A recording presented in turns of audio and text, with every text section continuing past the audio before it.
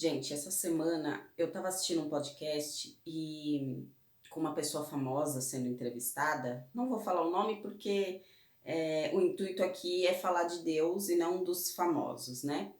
Eh, e essa pessoa foi questionada, né? Perguntaram para ela assim: por que você se afastou de Deus, né? E a pessoa respondeu que existiu 2 motivos. O primeiro motivo foi porque ela começou a ganhar dinheiro e aí, né, vai ganhando dinheiro, não vai tendo tempo, vai fazendo várias coisas, não tem mais tempo, né, e foi se afastando mesmo aos poucos, né, gradativamente. E aí, né, o segundo ponto foi o quê? Ela disse também que ela estava prestes a perder, uma pessoa, né, e naquele último momento, assim, ela orou e pediu a Deus, né, se o Senhor existe, se o Senhor tá aqui comigo, salva essa pessoa. E Deus não salvou. E aí foi, tipo assim, aquele estupim, sabe, pra pessoa se afastar mais ainda de Deus, abandonar Deus, né. E aí, isso nossa, me trouxe muitas reflexões, muitos pensamentos de que como nós, ser humanos, nós somos falhos, assim.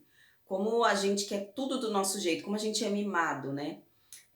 O primeiro ponto, assim, que me chamou muito a atenção nessa questão de: "Ah, eu fui ganhando dinheiro e fui me afastando de Deus", né. Isso é uma coisa que eu estava até conversando aqui e eu falei sobre isso, tipo assim, imagina imagina isso, imagina que você, eu vou fazer essa analogia, porque para mim fez muito sentido. Imagina que você tem um amigo, super amigo, e que você tá precisando de uma grana, tá, uma grana alta, tá gente, não uma grana pouca coisa não, você tá precisando de uma grana alta. E esse seu amigo tem essa grana para te emprestar. E aí você vai fazer o quê? Você vai ligar, marcar um jantar ou ir na casa dessa pessoa. "Olha, eu posso passar aí? Queria conversar com você, e tal". E aí você chega na casa da pessoa, você fala pra ela: "Olha, eu tô precisando de uma grana assim, assim, pra fazer tal coisa, você poderia me emprestar, tal?". E esse seu amigo, na hora, claro, te empresto, com certeza. Vamos, né, tô passando pra sua conta. Aí beleza, passa os dias, você fala: "Daqui 20 dias eu te devolvo esse dinheiro".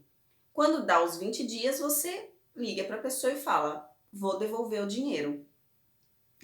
Passa seu Pix, ou você nem liga, né, você vai mandar um WhatsApp, porque a gente é assim, a gente vai mandar um WhatsApp, vai pedir o Pix da pessoa e vai mandar de volta. E nem uma obrigada, muitas vezes, né. Pode ser que role uma obrigada ainda? Pode ser, mas não vai. E aí, o que acontece? Por que que eu fiz essa analogia? Imagina que esse seu amigo que te emprestou dinheiro fosse Deus, né. Você pediu a Deus: "Senhor, me abençoa, me ajuda a prosperar, me ajuda com uma grana, com", sabe, e Deus vai lá e te ajuda. Na primeira oportunidade você some.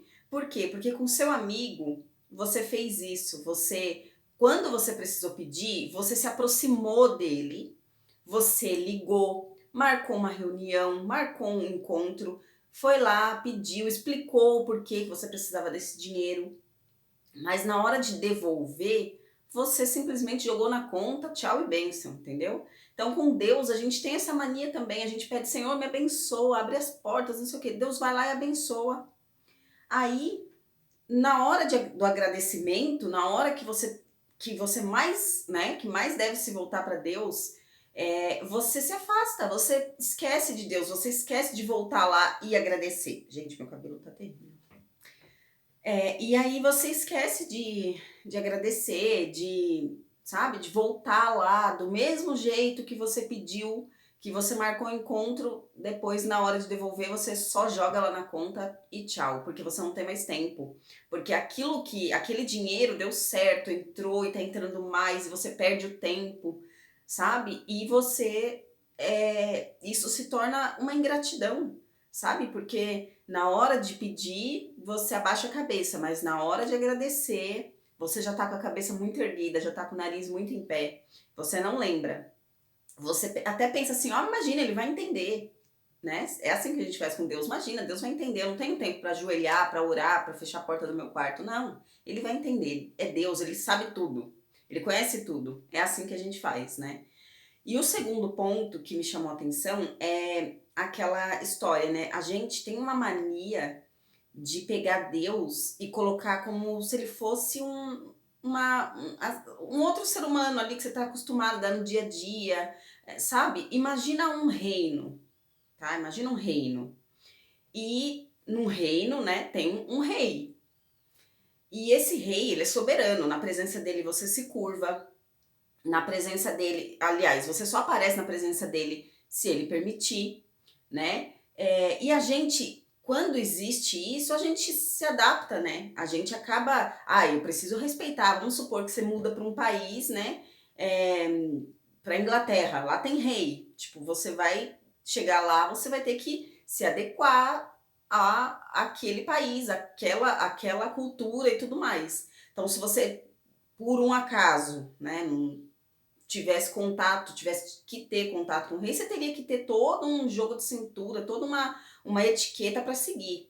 Deus, ele é soberano, tá? Ele é, assim, é o rei, é o todo-poderoso. A gente não tá aqui para questionar Deus, para perguntar por quê? Por que, que o Senhor deixou? Por que, que o Senhor permitiu? Por que, que o Senhor levou? Por que, que o Senhor não fez? Não, ele é Deus. A gente quer montar um projeto, pegar Deus e colocar aqui no cantinho, ó. O Senhor vai ficar aqui nessa parte, nessa área financeira aqui, ó, na área financeira, e o resto todo do projeto eu cuido, eu faço. E aí a gente deixa Deus assim num canto, a gente acha que deixa Deus num canto, né? E isso vai cada vez mais afastando a gente de Deus. E na verdade, quem precisa de Deus é a gente, Deus não precisa da gente, pra nada. Se você não for no que ele te pedir, ele vai arrumar outro que vá, porque ele é soberano, entende? É como se você já viu num reinado, vamos voltar lá naquele antigo reinado que existia o bobo da corte, nem sei se isso existe mais, acredito que não. Mas imagina, lá assim, o bobo da corte, você já viu algum bobo da corte mandar no rei, nas estratégias do rei, como o rei deve se comportar, como ele deve fazer? Não, não, senhor. Muito pelo contrário. O bobo da corte servia para alegrar, para fazer o rei passar tempo, para, né, para servir o rei, totalmente. E aí você pensa assim, a gente quer fazer isso, a gente quer pegar Deus, que é o rei, e a gente, o bobo da corte, quer fazer graça, quer fazer graça não, a gente quer fazer o rei, a gente quer colocar o rei em vários lugares, aonde a gente quer, da forma que a gente quer, e mandar no rei, e decidir por ele.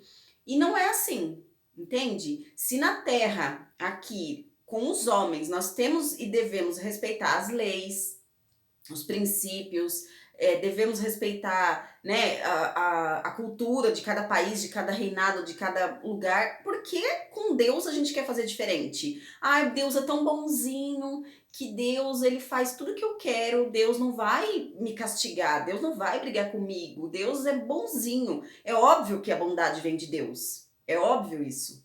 É dele, tudo ele fez. Não existe nada que seja do homem, que o homem fez, que o homem criou. Nós somos criatura, Deus é o criador, ele fez tudo. Então, tudo é permissão dele, a bondade, a maldade, o bem, o mal, tudo é permissão dele, tudo ele fez, gente, é dele, tudo é dele. Ele faz como ele quer. E nós não devemos questionar Deus, porque Deus não nos deve satisfação. É uma escolha nossa, gente, ser grato ou não, né? É o livre-arbítrio. Deus deu o livre-arbítrio pra gente escolher quem vai representar a gente num país. Deus deu livre-arbítrio pra gente escolher com quem a gente casa. Várias coisas a gente tá livres para fazer, né? Se a gente quer seguir Deus que nos criou ou não, também, sabe? Você imagina que nós, ser humanos, se a gente fosse rei de um país, a gente ia talvez obrigar as pessoas a nos amarem, entende? Pelo menos antigamente era assim.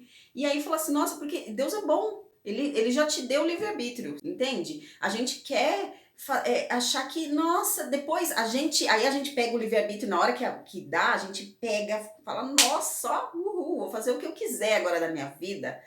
E aí, quando a vida, o caminho que você escolheu deu errado, você culpa Deus. Foi Deus, Deus não fez, Deus não está comigo, Deus não sei o quê, mas a gente não vai atrás de Deus, sabe? A gente não procura Deus de todo o coração, como diz a palavra, sabe? A gente não busca Ele de todo o coração. A gente quer que Deus nos sirva, a gente quer um Deus Papai Noel, um Deus banco, sabe? A gente quer um Deus que faz as nossas vontades, um pai que faz a vontade do filho e a gente ser o filhinho mimado, sabe? Tá na hora da gente parar, acordar e assumir o nosso BO, assumir as consequências, assumir que, esse caminho aqui, isso aqui deu errado porque eu escolhi. Meu casamento deu errado porque eu escolhi, entende? A presidência do meu país deu errado porque, de certa forma, eu escolhi. A gente tem que assumir, sabe? A gente não é mais criança. Uma coisa é você ser criança, adolescente, não sabe o que tá fazendo. Outra coisa é quando você tem maturidade já, você já entende, você já sabe, você já tem que ter, é o mínimo, né? A gente tem que ter responsabilidade pelos nossos atos. Então não adianta a gente querer jogar a culpa em Deus se algo não deu errado, não deu certo na sua vida. Assuma, foi eu que fiz errado, eu escolhi.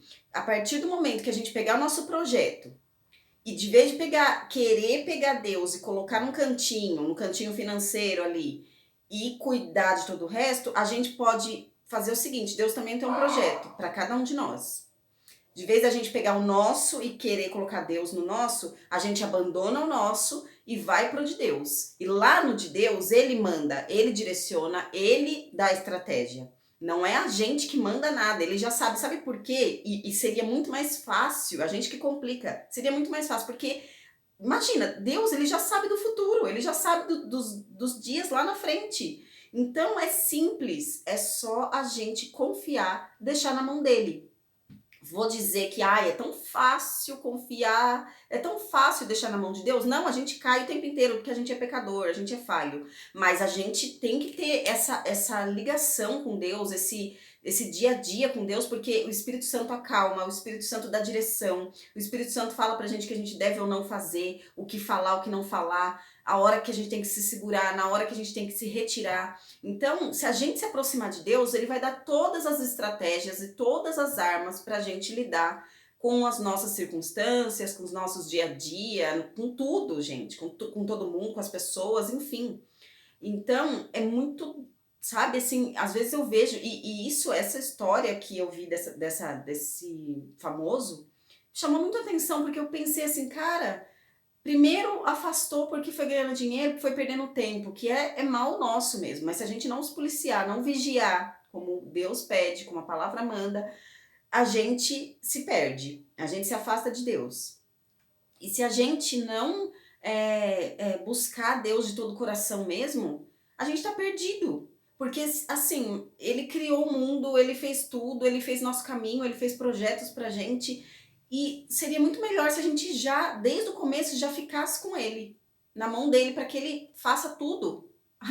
De certa forma, a gente não teria que fazer nada, né? Claro que a gente tem a nossa parcela de dar o passo, blá blá blá, é óbvio. Mas ele sabe de tudo, então ele vai te mandar pelo melhor caminho e nos dias. Não vai ter dia difícil com Deus? Uhul, então eu vou seguir. Não, vai ter dia difícil, ele não prometeu que não vai ter. Se pro filho dele, unigênito, que ele mandou, vir aqui na Terra, passar por tudo que passou, por nós, ele permitiu, por que ele vai? Por que você é tão bonzinho, eu sou tão boazinha, tão legal, que Deus vai falar, eu vou tirar os dias difíceis dela? Não, os dias difíceis vão existir para testar, para ver até onde a gente está com Deus de verdade. Então, você pensar assim, os dias difíceis vão existir, mas com Deus, meu filho, é muito mais fácil. Com Deus, a chance de você chegar vivo do outro lado é muito maior do que a chance de você se esborrachar. Tem até uma analogia que eu faço, que eu já fiz isso, já falei isso pro meu marido, que é assim, imagina, olha a diferença da vida com Deus e a vida sem Deus. Você vai passar por uma prova cheia de obstáculo, tá? Imagina que tem aquele obstáculo de passar por baixo do arame e tem lama, tem aquela da parede que você tem que escalar para o lado do outro lado, enfim, um obstáculo gigante.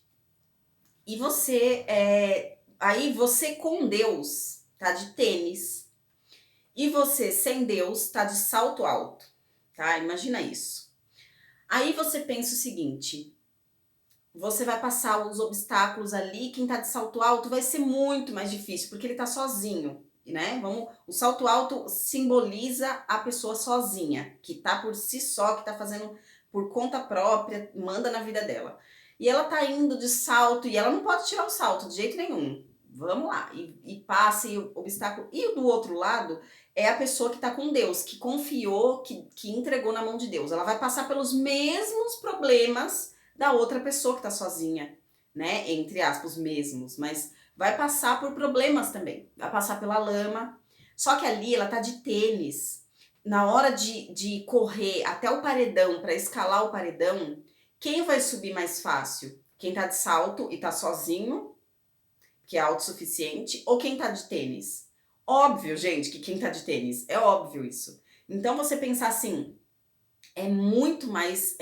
A vida vai ser muito mais fácil, de certa forma. Eu não vou nem dizer entre aspas, não. Vai ser mais fácil com Deus. Porque Ele vai te dar estratégia, Ele vai te guiar, Ele vai te dar sabedoria, discernimento, sabe, Ele vai estar junto com você, passando junto. E a prova, por mais difícil que seja, com Deus, você tem um alívio, sabe? No final você entende o porquê daquilo, você agradece, você fica mais forte, sabe? Então eu falo assim, gente, é tão simples. É tão simples. Por que as pessoas complicam tanto? Por que elas querem viver por conta própria? Entende? Ah, mas você não é? Ah, mas você é perfeito? Não, óbvio que não. Perfeito só Jesus. O resto, gente, não existe. Crente perfeito, pastor perfeito, não tem. Não tem. Segue 100% a palavra? Não tem. Mas é melhor você seguir pelo menos um versículo, colocar em prática um versículo que seja, do que você que lê a Bíblia inteira, que é pastor, que faz, acontece, mas não põe em prática, entende? Então é muito melhor. É você pensar assim, ó, eu não sou perfeito, talvez, e uma grande chance da gente não alcançar essa perfeição, a gente talvez não fique parecido com ele, mas tem como a gente matando a nossa carne aos pouquinhos, todos os dias, mudando hábitos, é transformação. Eu coloquei uma frase há pouco tempo no meu Instagram que fala assim: se você é cristão, tem que haver transformação. Sou perfeito? Sou boazinha, maravilhosa, isso e aquilo? Não. Mas eu tento todos os dias. Todos os dias é uma oportunidade de melhorar em algo que você sabe e você já declarou que aquilo é ruim em você, você já assumiu que aquilo é ruim em você, que você precisa mudar. Então é muito mais fácil.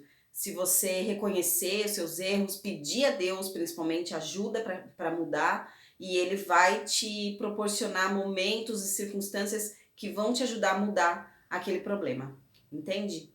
Então é isso, gente. Eu falei demais. Espero que tenha feito sentido para você. Deixa aqui nos comentários se fez sentido, o que você acha sobre isso, se você já passou por isso, se você é desse filho que por algum motivo abandonou Deus pela sua pela vontade, porque Deus não fez sua vontade.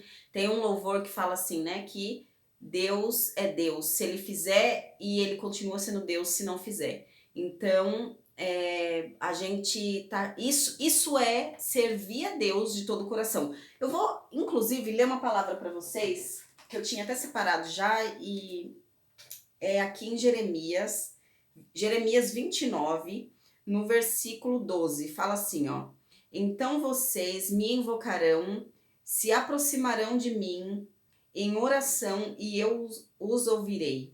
Vocês me buscarão e me acharão, quando me buscarem de todo o coração. No 14, serei achado por vocês, diz o Senhor, e farei com que mude a sorte de vocês. Então você pensar assim, olha como Deus é maravilhoso. Ele tá falando, se você buscar de todo o coração. Eu só entendi isso quando isso aconteceu comigo. Pra mim, qual foi a minha experiência de buscar Deus de todo o coração? Eu nunca soube, eu sempre pensava, o que é isso, gente, né? Antigamente, quando eu achava que era crente. Quando eu era aquele crente de ouvir falar, né? Pensava assim, buscar Deus de todo o coração é ir pra igreja nos domingos, é servir na igreja, isso e aquilo. Não.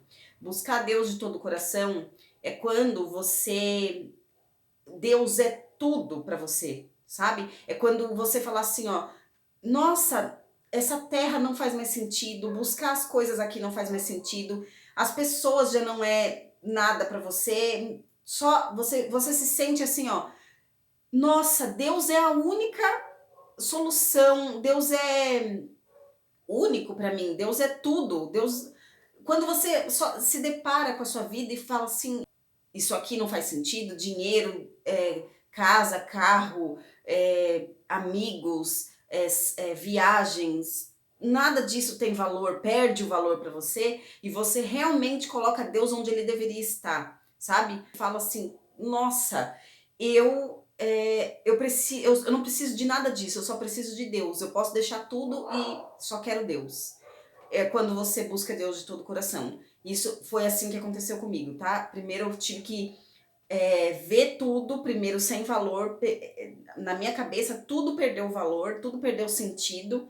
E a única coisa que fez sentido pra mim e teve valor pra mim em um certo momento foi Deus de eu olhar e falar assim: tá, eu não quero mais nada disso, eu não quero mais ninguém, eu não quero mais dinheiro, eu não quero mais casa, eu não quero fama, eu não quero mais nada, eu só quero Deus.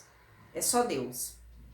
Então, que essa palavra entre no seu coração, que você possa abrir aí uma Bíblia ou colocar no Google, tá? Jeremias 29:12 e ler e, sabe assim, vai meditar na palavra mesmo, vai lendo, lendo até ela entrar na sua cabeça, no seu coração.